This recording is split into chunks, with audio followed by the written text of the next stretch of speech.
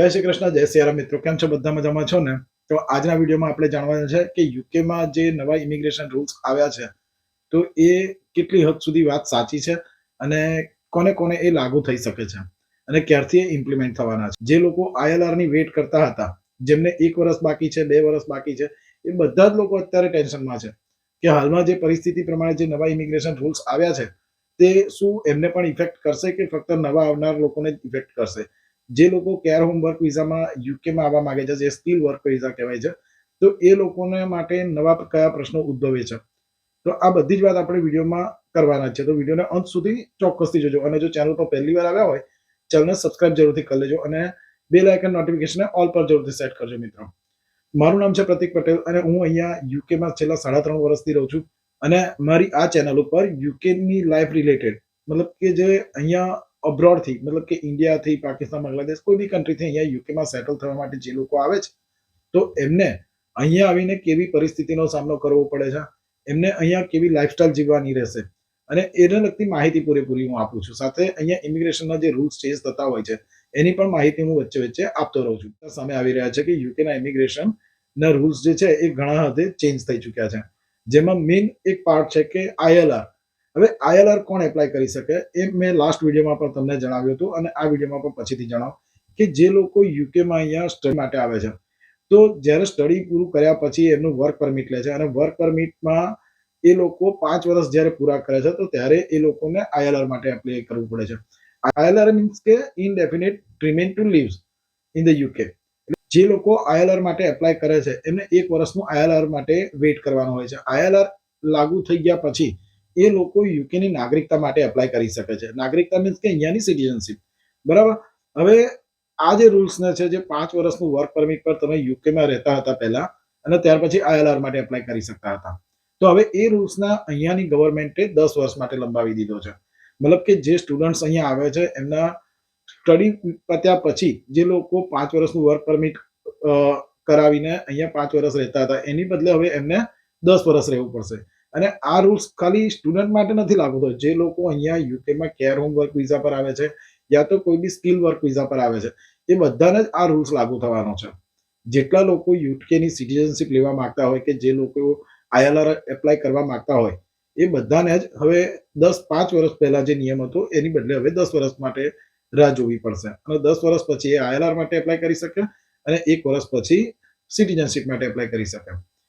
UK ગવર્મેન્ટને આ rules કેમ change કરવા પડે એની ઉપર વાત કરીએ તો પાછલા ઘણા સમયથી આપણે યુટ્યુબમાં પણ જોઈએ છે અને ન્યૂઝ ચેનલોમાં અને આપણા સમાચારમાં પણ સાંભળતા આવ્યા છે કે યુકેમાં માઇગ્રન્ટની જે સંખ્યા છે એ દિવસે ને દિવસે વધતી જાય છે અને જે અહીંયા સ્ટુડન્ટ વિઝા પર આવે છે કે જે સ્કિલ વર્ક વિઝા પર આવે છે એમની સાથે એમના ડિપેન્ડન્ટ આવતા હતા, એમને અહીંયા જોબના લેવલે ઘણો મોટો પ્રશ્ન થઈ ચૂક્યો હતો. અહીંયા જે રહેવાના ભાડા છે એ પણ વધી ચૂક્યા હતા અને આ માઇગ્રન્ટ વધવાથી ઘણા એવા સેક્ટરમાં અલગ અલગ પ્રકારના પ્રોબ્લેમ ઉદ્ભવી રહ્યા હતા. હવે ગવર્મેન્ટની નજરમાં આ તો આવી જ ચૂક્યું હતું કે અહીંયા જેટલા બી લોકો છે એના કરતાં જવાબો જે છે એ ઓછી છે. મતલબ કે નોકરીઓ અહીંયા જે પ્રમાણમાં હોવી જોઈએ એ પ્રમાણમાં હોતી નથી અને જે આ લોકો અહીંયા બોર્ડર ક્રોસ કરીને આવે છે યા તો ટુરિસ્ટ વિઝા પર આવીને અહીંયા ઓવરસ્ટે કરતા હોય છે તો એ બધા લોકો અહીંયા કેશિયરમાં જોબ કરે છે અને જે લીગલી જે જોબ કરનારી વ્યક્તિ છે એમને પૂરેપૂરી જોબ મળતી નથી. તો એના કારણે ગવર્મેન્ટ ઉપર એટલું પ્રેશર હતું કે એમણે છેવટે આ નિર્ણય લેવો પડ્યો અને એ નિર્ણય પર એમણે એટલા માટે લીધો છે કે અહીંયા જે માઇગ્રન્ટની સંખ્યા છે એ ઓછી કરવા માંગે છે.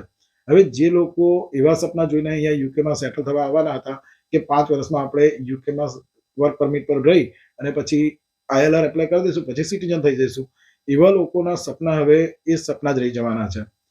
જે લોકોને મનમાં એમ હતું કે યુકેમાં જે એના 5 વર્ષમાં આપણે સિટીઝન થઈ જઈશું તો એ હવે ભૂલી જવાનું છે, કારણ કે હવે 10 વર્ષ તો તેમને વર્ક પરમિટ પર રહેવું પડશે અને ત્યાર સુધીમાં નવા ગવર્મેન્ટ, નવા ચેન્જીસ, નવા રૂલ્સ ગમે ત્યારે આવી શકે, જેમ અત્યારે પણ આ રૂલ્સ આવી ગયા છે. તો કહેવાની મતલબ એક જ છે કે ગવર્મેન્ટ ક્યારે અને કેવી રીતે રૂલ્સ ચેન્જ કરે એ આપણા હાથમાં નથી. આપણે તો એટલું જ કરવાનું છે કે જે ગવર્મેન્ટ નિયમ લાવે એ નિયમ પ્રમાણે આપણે અહીંયા સેટલ થવાનું છે. બીજી વસ્તુ કે હવે આ નિયમ કોને કોને લાગુ થશે તો હજુ ગવર્મેન્ટે એ કઈ વાત ડિક્લેર કરી નથી. પહેલી વસ્તુ, યુટ્યુબ પર ઘણા એવા યુટ્યુબર્સ છે જે આપણા ઇન્ડિયન્સ યુટ્યુબર્સ છે, બહારની કન્ટ્રીના પણ યુટ્યુબર્સ છે જે લોકો આ વિશે વિડીયો બનાવી રહ્યા છે કે યુકેની ઇમિગ્રેશન પોલિસી ચેન્જ થઈ ગઈ છે, પણ એ ઇમિગ્રેશન પોલિસી ચેન્જ કરવાનું જે વ્હાઇટ પેપર હતું એ હજુ ગવર્મેન્ટે રજૂ કર્યું છે. એને હવે પાર્લામેન્ટમાં રજૂ કરશે અને ત્યાર પછી ઇમ્પ્લિમેન્ટ કરશે. ડેફિનેટલી એક વસ્તુ તો નક્કી છે મિત્રો કે જે 10 વર્ષનો નિયમ છે એ 10 વર્ષનો નિયમ તો લાગુ થઈ જ જશે. સાથે સાથે જે PSW જે સ્ટુડન્ટ વિઝા પર અહીંયા આવતા હતા અને 2 વર્ષ માટે PSW એપ્લાય કરતા હતા એ સમય મર્યાદાને ઘટાડીને 18 મહિના કરી દીધી છે. એ પણ 100% સાચી વાત છે મિત્રો. હવે રહી વાત એ કે જે લોકો વર્ક પરમિટ પર અહીંયા આવતા હતા અને એમની સાથે એમના ડિપેન્ડન્ટ લાવતા હતા. હવે આ બધી જ પોલિસી માટે બધા જ નિયમોમાં એક મોટો નિયમ એ પણ ચેન્જ કરી દીધો છે કે હવે ઇંગ્લિશ લેંગ્વેજને એ લોકો પ્રાથમિકતા આપશે. મતલબ કે યુકે આવનાર કોઈ બી વ્યક્તિ હશે એમણે ઇંગ્લિશ લેંગ્વેજ ટેસ્ટ આપવો પડશે. હવે એમની સાથે ડિપેન્ડન્ટ પણ જે આવશે એમને પણ ઇંગ્લિશ ટેસ્ટ આપવો પડશે.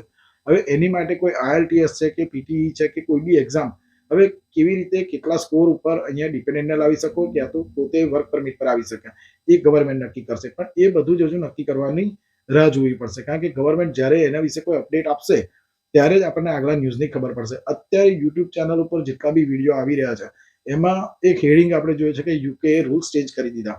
UK government change the rules. બરાબર, પણ રૂલ્સ ચેન્જ કરવાની વાત છે મિત્રો અને એ રૂલ્સ ચેન્જ થવાના છે. એ 100% વાત સાચી છે. પણ એ રૂલ્સ કોને કોને ઇમ્પ્લિમેન્ટ થશે એના વિશે અત્યારે કોઈ પણ જાતની માહિતી અત્યારે યુકેની ઓફિશિયલ જે ગવર્મેન્ટ વેબસાઇટ છે એની ઉપર પણ નથી. તો અત્યારે પેનિક થવાની કોઈ પણ જરૂરિયાત નથી મિત્રો. અને જે લોકો ઓલરેડી યુકેમાં પહેલા જ આવી ચૂક્યા છે એમને પણ પેનિક થવાની જરૂરિયાત નથી કારણ કે આવનારા સમયમાં જે 2025 થી પછી જે હવે આ નિયમ લાગુ થયો છે તો એવું નહીં કે આની પહેલા બી જે લોકો અહીંયા આવી ગયા છે એમની ઉપર પણ આ નિયમ લાગુ થઈ જશે.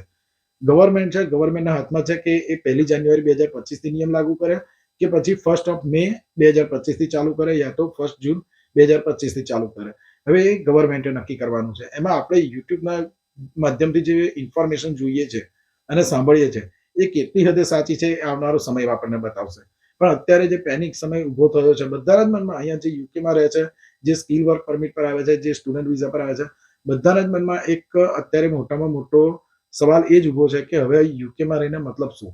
મિત્રો, પેનિક સાથે જીવવું એના કરતાં શાંતિથી પોતે પોતાની જે જોબ હોય અને પોતે પોતાનું જે કામ હોય એ કરતા રહો. જે નિયમ લાગુ થવાના છે એ લાગુ થવાના જ છે. એમાં આપણા તરફથી કોઈ પણ જાતની પેનિક સિચ્યુએશન ઊભી કરીશું તો પણ એ આપણને જ હાનિકારક થવાની છે.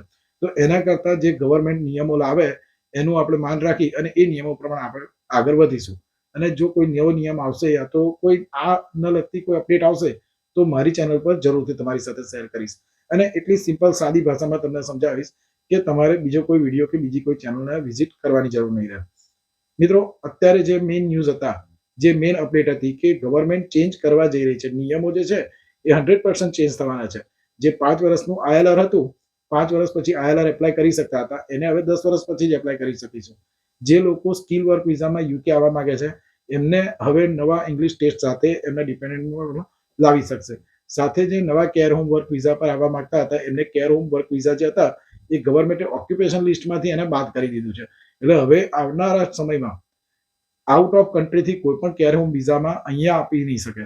પણ અહીંયા જે રહેતા વ્યક્તિ છે તો એમની પાસે કેર હોમની સ્કિલ હશે તો અહીંયા એ સ્પોન્સર કેર હોમ દ્વારા મેળવી શકશે. એ નિયમોમાં કોઈ ચેન્જીસ નથી.